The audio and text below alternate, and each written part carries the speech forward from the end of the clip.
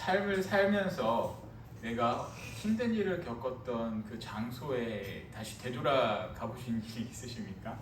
좀 힘들고 어려운 일을 겪은 곳, 시간이 한참 지난 뒤라면 모를까, 시간이 얼마 지나지 않았을 때라면 그곳에 가기가 굉장히 불편한 마음이 들 수밖에 없습니다. 제가 얼마 전에 한 영화를 보게 되었는데, 힘을 내요 미스터 리라는 그 영화가 있습니다. 내용이 어떤 내용이냐면, 이 차승원이라는 배우가 한때 예전에 소방관으로서 나라에 충성했던 사람이었는데, 대구 지하철 화재 사건으로 인해서 지하철역에 대한 그리고 폐쇄 공포증 같은 게 있어서 계단을 잘 못 가는 그런 캐릭터였습니다. 그리고 그 사건 이후로 총망 받았던 명석했던 이 사람이 약간 좀 우둔해지는 그런 일을 겪게 됐죠. 이처럼 이런 사람처럼 또 많은 사람들, 대부분의 사람들이 힘든 일을 겪었을 때, 정말 큰 위협을 겪었을 때, 그리고 그 다음에 같은 장소, 비슷한 장소에 가면 그때의 생각 때문에, 공포 때문에 못 가는 경우가 많이 있습니다. 저희도 그런 일들을 겪은 적이 있었는데, 저희가 이제 대전에 살 때 그 동네 주변에는 대형마트가 그 4개가 정도가 있었습니다. 각종 대형마트가 다 있었는데, 저희가 이제 자주 갔던 마트가 그 H로 시작하는 모 마트가 있었습니다. 이제 끝나고 나서 저녁 때마다 뭐 장도 보고 그리고 먹을 것도 먹고 이렇게 종종 왔다 갔다 했었던 마트가 가까이 있었죠. 근데 저희 큰 아이만 있었을 때 그 마트를 이렇게 자주 갔었는데, 저희가 이제 그 마트를 끊게 된 그런 사건이 있었습니다. 그 사건이 뭐였냐면, 저희 아이가 저만 지금 막내 아이만 했을 때 그렇게 이렇게 토를 했었습니다. 그래서 마트에서 카트에 태우고 마트에서 장을 보고 이렇게 식사도 하고 이렇게 돌아서고 나오는데 마트 한복판에 이렇게 퍼질러 놓은 거예요. 근데 처음에는 이제 거기 일하시는 그 직원분들이 와서 이거 어떡하냐고 하면서 다 치워줬는데, 이게 한두 번이어야지 이게 갈 때마다 이렇게 계속 그런 짓을 몇 번을 해버리니까 저희도 너무나도 미안하고, 그 마트만 가면은 그때 생각에 공포심도 있고 해서 그 마트를 한동안 쭉 안 가게 된 그 기억이 있습니다. 이처럼 안 좋은 일이 있거나 좀 위협적인 일들을 겪었던 그 장소에 보통의 대부분의 사람들이 가기가 꺼려지는 것이 사실입니다. 그런데 오늘 말씀을 보면은 예전에 겪었었던 안 좋은 일, 심지어는 목숨을 잃을 뻔했던 위협을 받은 그 지역에 다시 돌아가는 그 두 사람의 이야기를 성경에서 말씀하고 있습니다. 그 사람이 누구냐? 계속해서 이야기하고 있는, 말씀하고 있는 사도 바울과 바나바의 그 기록들입니다. 18절 말씀을 보면은 이렇게 시작을 합니다. 이렇게 말하여 겨우 무리를 말려 자기들에게 제사를 못하게 하니라. 그리고 19절, 유대인들이 안디옥과 이고니온에서 와서 무리를 충동하니 그들이 돌로 바울을 쳐서 죽은 줄로 알고 시외로 끌어내치니라. 그리고 20절, 제자들이 둘러섰을 때 바울이 일어나 그 성에 들어갔다가 이튿날 바나바와 함께 더베로 가서라고 말씀을 시작합니다. 바나바와 바울은 이 루스드라라는 곳에 가서 정말 놀라운 일을 겪었습니다. 바로 장애를 가진 사람을 일으켜 세움으로써 그들이 그 지역을 섬겼던 신으로 추앙을 받는 사건이 일어납니다. 많은 사람들이 바울과 바나바가 제우스와 헤르메스로 생각을 하고 그 사람들에게 제사를 지내기 위해 많은 재물들을 갖고 오게 됩니다. 그때 바울과 바나바는 우리는 신이 아닙니다 라고 말을 하면서 이제 복음을 전하게 됩니다. 복음을 전했을 때 어떠한 일이 생깁니까? 놀라운 일이 생기죠. 많은 사람들이 예수님을 영접하고 그 사람들을 더 높이는 것이 아니라 많은 사람들이 돌을 갖고 이 사람들에게 달려듭니다. 그리고 이 두 사람들을 그저 조금 전까지만 하더라도 신처럼 생각했던 이 두 사람들은 유대인들이 중심이 되어 선동을 해서 두 사람을 다 돌로 쳐서 쓰러지게 되죠. 근데 이제 하나님의 깊은 뜻이 있어서 이 두 사람은 그곳에서 죽지 않고 실려 나아가게 됩니다. 그래도 이 두 사람은 자신이 맞아 죽을 뻔했던 일을 겪었지만 굳건하게 계속해서 그들의 사명을 감당해 나가고 있습니다. 그래서 이 19절 말씀에 나오는 이 더베라는 곳이 20절 말씀에 나오는 이 더베라는 곳이 1차 선교 여행의 반환점이 됩니다. 이 더베까지 가서 이들이 마저 죽을 뻔한 고비를 넘겨서서 바로 더베로 가서 계속해서 복음을 전하고 전했다라는 것이죠. 복음을 전하고서 이제 더 복음을 전해야 되는 것을 어떻게 할까라고 고민을 하던 중 이 두 사람이 생각한 것이 무엇이냐면 우리 왔던 길을 되돌아가자라는 것입니다.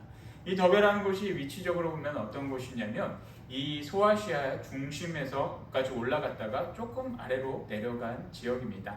여기서 이제 오른쪽으로 동쪽으로 계속 가면은 바울의 고향인 그 다소 지역이 또 가까이 있습니다.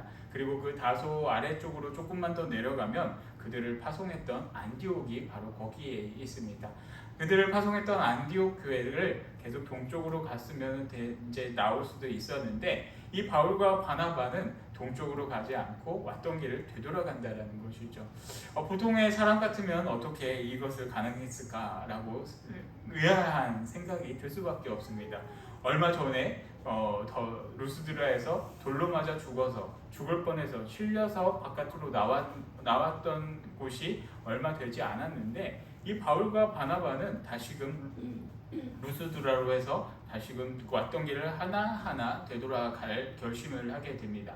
그런데 이 바울의 1차 전도여행을 되새겨보면 계속해서 말씀을 드렸지만 좋았던 기억이 그렇게 있지 않습니다. 어느 곳에서는 물론 복음을 들은 사람이 있었지만 많은 유대인들의 무리에 의해서 추방을 당했던 곳도 있었고 방금 전에 루스드라 같은 곳에서는 이 두 사람이 돌로 맞아서 쓰러져서 기절할 정도로 맞아 죽을 뻔했던 그런 경험이 있었습니다. 그런데 이런 지역을 가려는 이유가 어떤 이유가 있었을까? 많은 궁금증을 생각을 해보게 됩니다.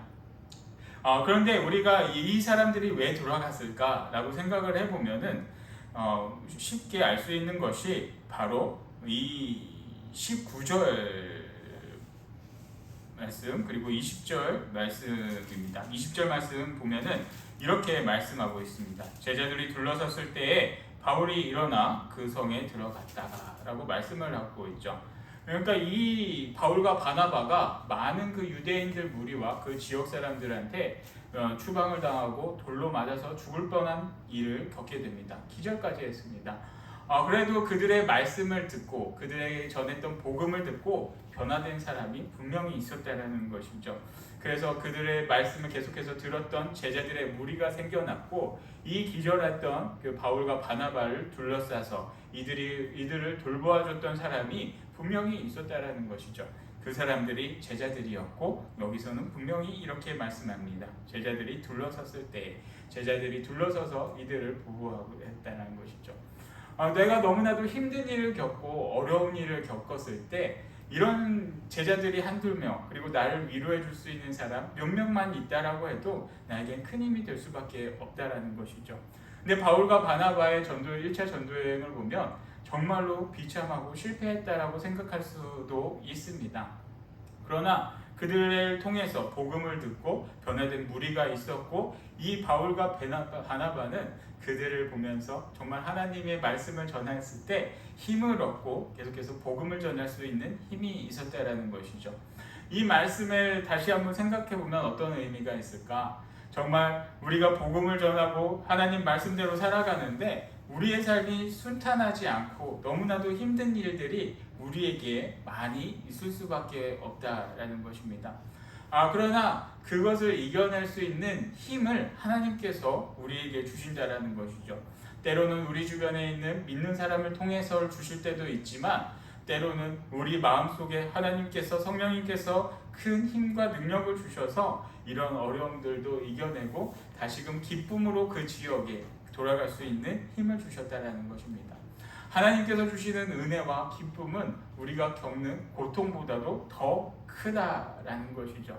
그래서 이 바울과 바나바는 다시금 되돌아갈 수 있었습니다. 저는 사실 그 여행 다니는 것을 좀 좋아합니다. 그래서 예전 같을 때도 시간 될 때마다 이렇게 계속 돌아다녔던 그런 기억이 있습니다.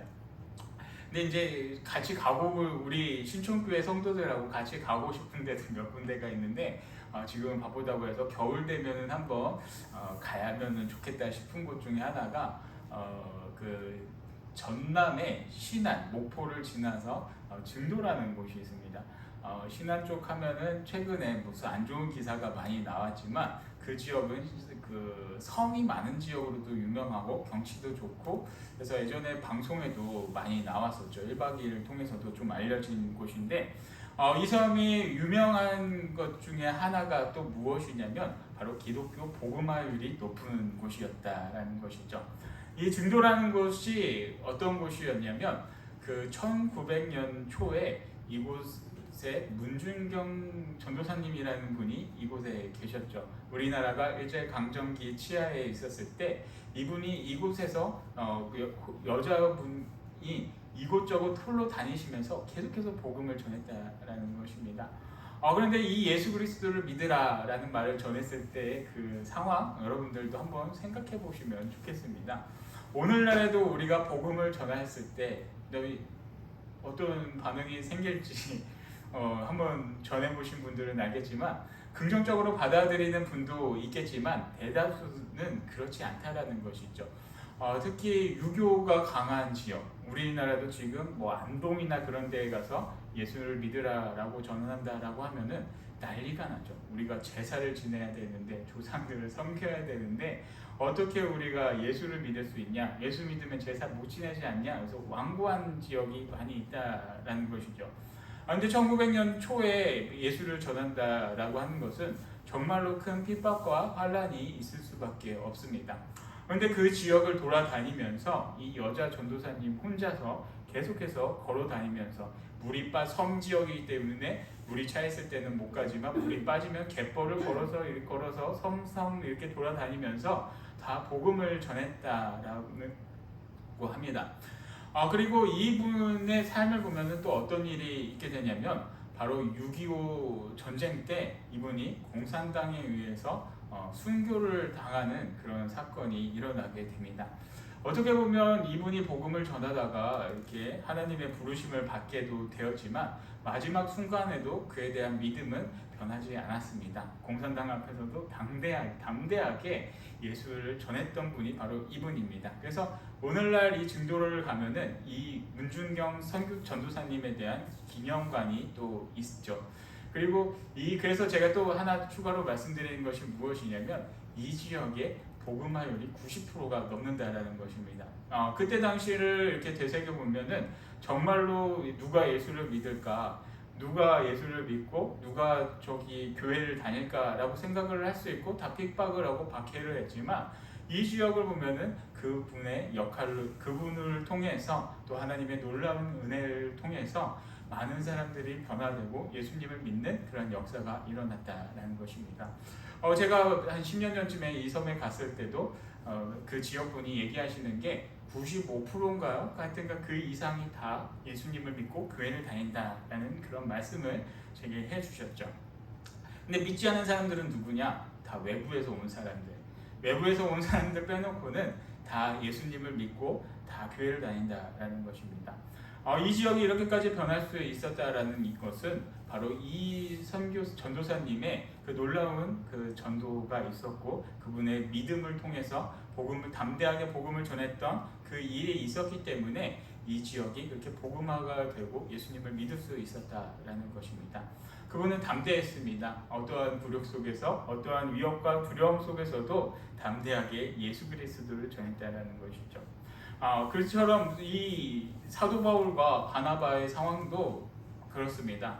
어떠한 상황 속에서 그들이 목숨을 잃을 수 있는 그런 위협을 받은 그런 상황 속에서도 그들은 하나님이 주시는 그 기쁨이 넘쳤고 하나님께서 주시는 은혜가 컸기 때문에 그를 위협했던 죽음보다도 그들을 위협했던 그 어떤 것보다도 하나님께서 주시는 그 감사의 제목과 이 기쁨이 훨씬 더 컸기 때문에 그들을 위협했던 그들을 내쫓았던 그 지역으로 다시금 되돌아갈 수 있었다라는 것입니다. 여러분들 복음을 전하면서 하나님의 말씀을 전할 때 이렇게까지 어려운 일은 없을 거라 생각이 듭니다. 그렇지만 우리가 이렇게 복음을 전하고 전할 때 우리에게도 분명히 어려움은 있을 수밖에 없다라는 것이죠. 그러나 우리가 전할 수 있다라는 것은 어떤 것이 있습니까? 바로 하나님께서 주시는 힘과 기쁨이 있기 때문에 우리가 복음을 전할 수 있다라는 것이죠. 여러분들 심령에 정말 바울과 바나바와 같은 이러한 기쁨과 이러한 그 소망이 넘치기를 축복합니다. 그래서 여러분들의 삶을 통해서 여러분들의 삶 가운데 예수 그리스도를 전하고 지금 당장에는 아무것도 이루어진 것이 없다라고 하지만 나중에 시간이 지나고 볼 때에 많은 사람들이 여러분들을 통해서 예수님을 믿고 구원을 받는 그런 놀라운 역사가 여러분들을 통해 이루어지기를 축복합니다. 그리고 이 말씀을 통해서 우리가 또 한 가지 생각을 해봐야 될 것은 무엇이냐면 바로 이 바울과 바나바의 모습을 통해서 그리스도인들이 어떻게 살아가야 되냐라는 것에 대해서 한번 생각을 해보면 좋겠습니다. 일단 주님께 기도하고 주님께서 주시는 힘과 능력으로 이렇게 어려움 속에서도 기쁨으로 살아갈 수 있는 것이 그리스도인인데 이 그리스도인들은 또 이렇게 말씀을 보면서 한 가지 우리가 생각해 보아야 되는 것이 위로하는 자들이라는 것이죠. 그리고 격려하는 자가 되어야 한다라는 것입니다. 바로 22절 말씀을 보겠습니다. 바울과 바나바가 다시 왔던 길을 되돌아갈 때 바울과 바나바가 그들의 제자들을 다독입니다.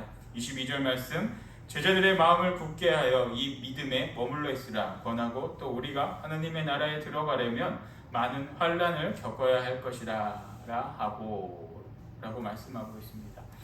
당시 예수님을 믿는다라는 것은 쉽지 않은 일이다라는 것이죠. 우리도 처음 이 교회가 이 땅에 들어왔을 때 많은 사람들이 목숨을 잃게 되었습니다. 대표적으로 우리나라 역사를 통해서 그 정약용이라는 그 학자, 그 집안의 형제들의 일화는 굉장히 또 유명하죠. 많은 사람들이 배교를 했고 또 많은 사람들이 순교를 하게 되었습니다. 근데 이때로 돌아가서 이때의 상황을 생각을 해본다라면 바울과 바나바도 많은 박해와 추방을 당했던 상황이었습니다. 그런데 이제 이 바울과 바나바를 통해서 복음을 듣고 예수를 믿겠다라고 하는 그 새로운 그리스도인들의 삶은 얼마나 평탄하고 형통했겠습니까? 그들에게는 분명 하나님께서 주시는 은혜와 기쁨이 분명히 있겠지만 그러한 박해와 핍박을 계속해서 받는다라면 이 사람들도 돌아서기에 충분한 배교하기에 충분한 그런 사람들이 많이 생길 수밖에 없습니다. 근데 바울과 바나바는 이러한 제자들을 하나하나 다시 만나면서 다시 그들을 다독여 줍니다. 그런데 또 반면 또 바울과 바나바의 입장을 또 생각해 보면 바울과 바나바의 상황은 또 어떻겠습니까? 그들의 삶은 얼마나 형통하고 얼마나 윤택한 삶을 살았겠습니까? 많은 길을 걸어 다녀야 했고 그곳에 다니면서 복음을 전했을 때 많은 박해와 핍박을 받고 그들의 몸과 마음은 많이 망가질 수밖에 없는 그런 바울과 바나바였습니다. 그런 바울과 바나바였지만 그들이 복음을 전했던 그 제자들을 만나면서 그들은 그들의 마음을 더욱더 다독여 줍니다. 그들의 마음을 다독여주고 위로해주고 그들의 마음이 더욱더 이 하나님을 떠나지 않도록 더욱더 보살펴주는 바울과 바나바의 모습을 볼 수 있습니다.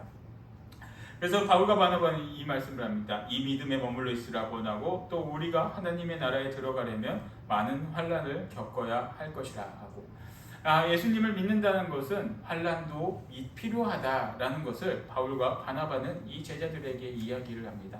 그리고서 이 제자들을 계속해서 다독여 주죠. 근데 바울과 바나바도 너무나도 힘든 상황이었지만 그 제자들의 그 마음을 위로해 주고 그들에게 연민과 그들에 대한 사랑이 있었기 때문에 바울과 바나바는 그 제자들을 다독일 수 있었다라는 것입니다. 사랑하는 성도 여러분, 여러분들도 이런 바울과 바나바의 모습처럼 여러분들의 이런 삶의 모습이 여러분들에게도 나타나기를 축복합니다. 정말 여러분들의 삶, 우리들의 삶도 너무나 핍박하고 빡빡하고 힘들 수 있는 상황이 너무나도 많이 있다라는 것이죠. 그러나 우리가 생각해야 될 것은 우리 주변에 우리를 박해하는 무리도 분명히 있겠지만 신앙생활을 시작하고 신앙생활을 이렇게 새롭게 하면서 이 믿음에 흔들리고 는 사람들을 우리 주변에도 어렵지 않게 볼 수 있습니다. 신앙생활을 한다라고 하지만 성숙하지 못해서 이상한 그 잘못된 행동을 하는 그런 사람들을 우리가 주변에서 쉽게 찾아볼 수가 있다는 것이죠. 그런데 그럴 때 내가 그냥 순간적으로 생각해 보면 내가 너무나도 화가 날 때도 있습니다. 이제 당신과 같은 사람 나는 손절하고 싶어, 그만 만나고 싶어 라고 생각하는 것이 일반적인 사람들이라는 것이죠. 그러나 하나님 안에 거하고 말씀 안에 거하는 사람들이라면 바로 이러한 모습이 우리에게도 필요하다는 것입니다. 우리가 기도하면서 우리의 마음을 잡고 그리고 우리만큼 힘들어하는 그런 사람들을 우리가 위로하며 하나님의 말로 다독일 수 있는 그러한 관대한 그 포용력도 이 그리스도인들에게는 분명히 필요하다라는 것입니다. 우리들이 이 삶을 살아갈 때, 또 한 주간 또 삶에서 살아갈 때 우리가 우리 자신의 힘든 것만을 생각하는 것이 아니라 우리 주변에 있는 이웃들의 모습도 한번 우리가 생각해보는 그런 시간을 가졌으면 좋겠습니다. 그래서 저 사람의 모습이 이해가 되지는 않지만 기도하면서 정말 신앙이 약한 사람들 위로할 수 있는 그런 모습을 우리들이 살아가길 원하고 또 그러한 모습을 통해서 하나님께서 기쁨을 받아주시고 하나님께서 영광 받아주시고 또 그로 인해서 하나님께서 주시는 그 은혜가 그 기쁨이 우리 모두에게 더욱더 넘치는 더욱더 정말 흘러 넘쳐서 어떻게 감당할 수 없을 만큼의 그 삶의 기쁨이 충만한 그런 삶을 여러분들이 누리시는 그런 삶을 살아가기를 간절히 축복합니다. 아버지 하나님 감사합니다. 저희들 삶 가운데 늘 함께하여 주시고 또 지켜주셔서 주님과 동행하며 살아갈 수 있도록 지켜주심에 감사드립니다. 하나님 아버지 정말 바울과 바나바가 복음을 전하면서 많은 어려움들을 겪었습니다. 그렇지만 그들이 계속해서 복음을 전할 수밖에 없었던 이유는 주님과 동행을 하고 주님께서 이들에게 놀라운 은혜를 부어주심이 있었기 때문에 이 모든 것들이 가능함을 믿습니다. 아버지 하나님 저희들 가운데에서도 많은 어려움들이 분명히 있으리라 생각이 듭니다. 그러한 일들이 생길 때마다 하나님께 기도하고 또 주님께서 주시는 힘과 능력으로 이 모든 것들을 이 기쁨으로 이겨낼 수 있도록 아버지 하나님께서 늘 지켜주시옵소서. 그리고 아버지 하나님 저희가 바울과 바나바를 통해서 깨달은 것처럼 하나님 정말 저희도 힘들지만 어렵고 힘들어하는 그리고 믿음이 약한 이웃들을 돌볼 수 있는 그런 관대한 포용력을 저희들에게도 더하여 주시옵소서. 그래서 하나님 아버지를 먼저 알고 주님의 말씀대로 살아가길 원하는 저희들을 통해서 아픔을 겪고 있는 이웃들을 돌보는 그런 놀라운 은혜가 있게 해주시고 저희 마음 가운데 주님의 사랑을 전할 수 있는 그런 지혜와 은혜를 더하여 주시옵소서. 모든 것을 감사드리며 예수 그리스도 이름으로 기도드리옵나이다. 아멘.